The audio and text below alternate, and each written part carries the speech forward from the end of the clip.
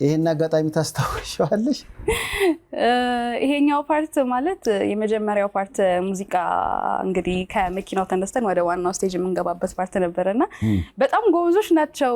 አማርኛ ምናምን ስናስተምራቸው ነው ከኛ እኩል ነው በደንብ ኮኦፕሬት እያደረጉ የነበሩትና ጎበዝ ዳንሰኞች ናቸው። ያው ናይጄሪያ በሙዚቃ አይታሙም። ያው በአፍሪካን ቀጥ አድርገው ያዙት እነሱ ናቸው። እና እዚህ ጋር ፐርፎርማንስ አደረግ ደግሞ ሬማ ከፊት ለፊት ነበርና ደነገጥኩኝ ልክ ሳይሆን እንደዚህ። በነገራችን ላይ ሰይፉ ፋንታሁን ብሎ የዘፈነልኝ ናይጄሪያዊ ወንድሜ ነው። በጣም ነው የምወደው። ልጆች አሁን እንደዛ እኮ ነው ሰይፉ ፋንታሁን በጣም ጠምባሉ ነው ፋንታሁን Yo, you sweet life, Fantaun, Fantaun. If I tell you, say I love you.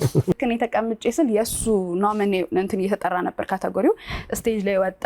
ከዛ እሱ ያውና ስቴጅ ላይ ወጥቶ ሽልማቱ ልክ ተቀብሎ ምናምን እኛ ኤክሳይትድ ነበር።